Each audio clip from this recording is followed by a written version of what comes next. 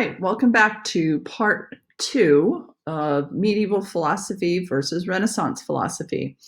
And this section of the doc, you're going to do a little differently than you did the terms. So if this was somebody who had just finished the terms, I would see all of the comments on the side here with the terms.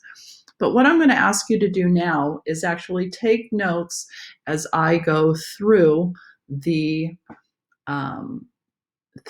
presentation. So you have this here, and I have my presentation here, and I'm going to speak from this. And while I'm speaking from this, you're going to be adding notes onto this document. Okay, so when we talk about medieval philosophy being theocentric, you know that if we go back here, you've already got this term, and you know that God is the center of man's life and his only concern. So that's part of the definition that we're talking about. Okay. What I would add to this is that with God being the center of man's life, that's mostly what he's thinking about. So when he gets up in the morning, he gets up with the idea of working for God. When he's out plowing the fields, he's concerned about if this is the proper thing to do and is he making God happy. So this is something that is pervasive in medieval people's lives, the thought of God. Where is God? What is God doing? Am I doing the right thing for God? Okay, so that's an explanation of that. And what I would like you to do is to listen as I go through this and click on it. If you hit return and then tab, you're going to be able to put in some additional annotations. So when I say God is the center of man's life and his only concern, and I've just told you why that is, you're going to add some additional notes here. So you might say that people live their lives trying to please God. It is the only thing they think about. Okay, so that's sort of in a nutshell what I said. If you would like, you can also highlight it and choose a different color. Currently, I like the dark green. And that way I know that this is something that you put in there. Okay, so I'm going to take that out because that's the example of what I've given you. And I'm going to continue. And as I continue, I would like you to be listening and adding to your particular document. Okay, so when things begin to change, there's a new philosophy that comes about, and it's not a theocentric one, but a humanistic one, and that's what they call it, humanism. And at this point, when we're looking at the Renaissance, God is still the center of man's life, but the beauty of being human is also celebrated. So the idea that there's beautiful things in life, there's reading, there's art, there's enjoying going on a horseback ride. The idea that you're enjoying life for life's sake and not necessarily just be living your life in the shadow of hoping to please God, but that life is important and it should be appreciated in this time. When we look at other things, there is a scarcity of writings about anything other than the Bible. So at this time, you should remember that the only book that was being written in Europe at this time was the Bible, and it was being copied by hand by the monks. They didn't have other books. The only thing that was ever talked about were these particular Gospels.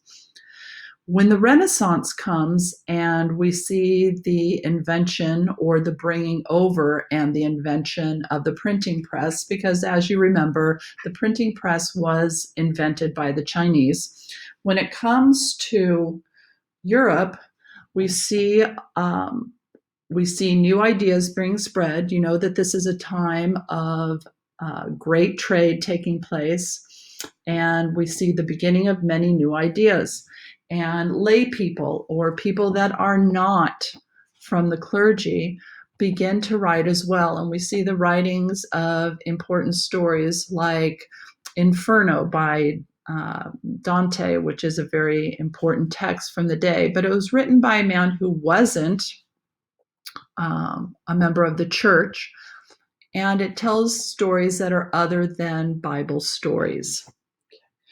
When we move back to the other side, people during the Middle Ages are completely overwhelmed by the idea of salvation. The idea that they wouldn't go to heaven is something that takes over their entire lifetime. They don't worry about what's happening in this life. They're worried about their afterlife, whether they're going to go to heaven.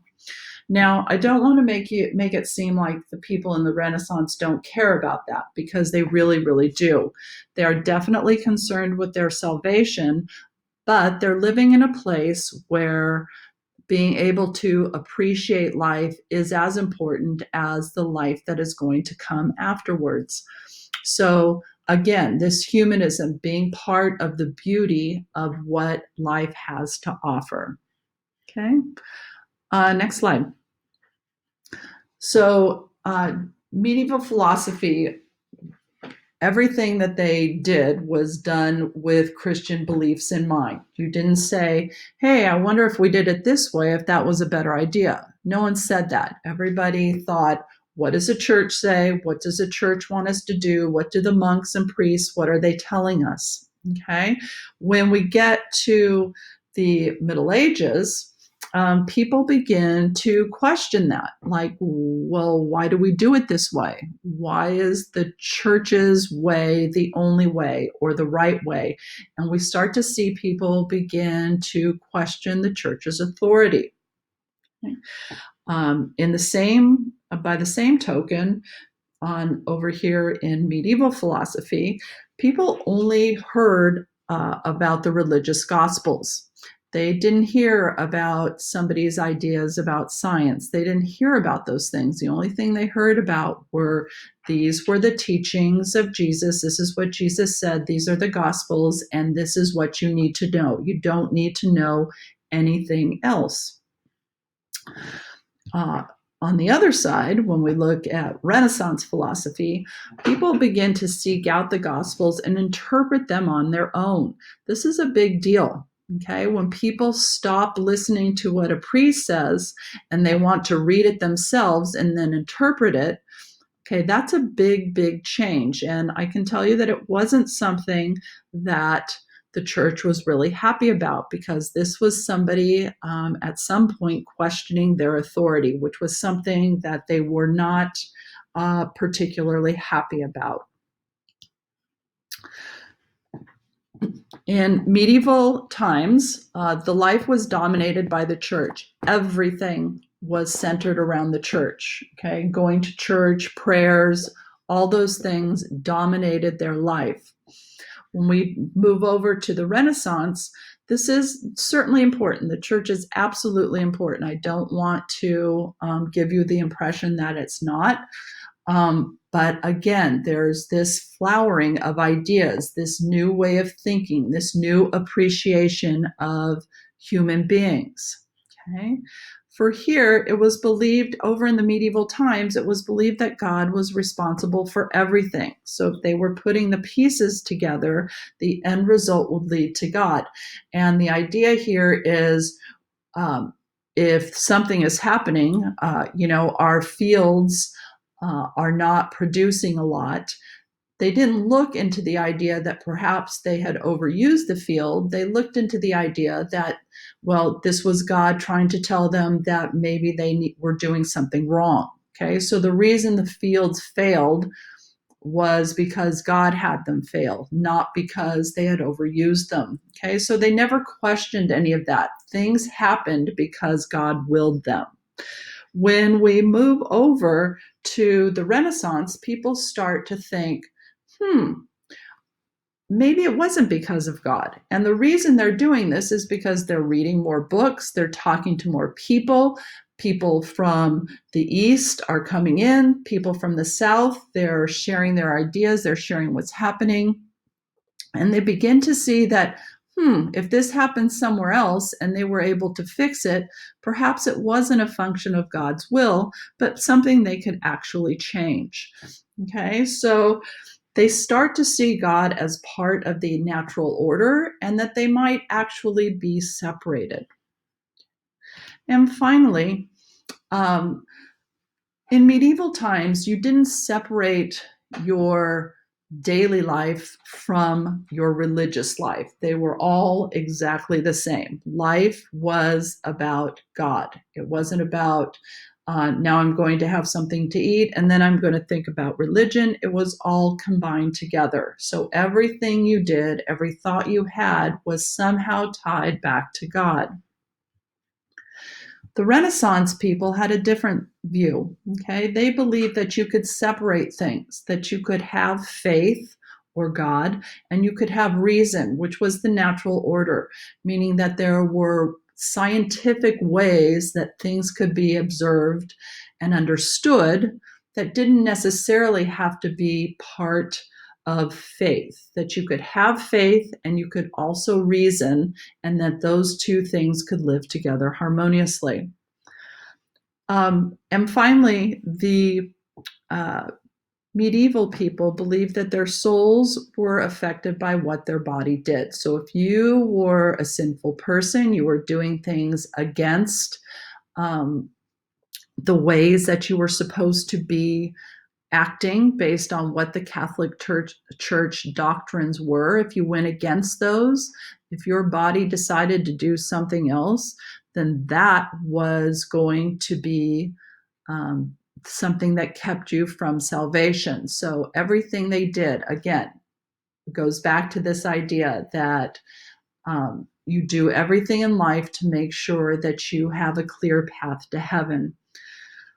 Humanists, however, saw these two identities, that they were not necessarily linked, that if you did one thing, it didn't mean that you didn't believe in God. And so we begin to see a bit of a divide between the Catholic Church and some of the new humanist ideas of this time period.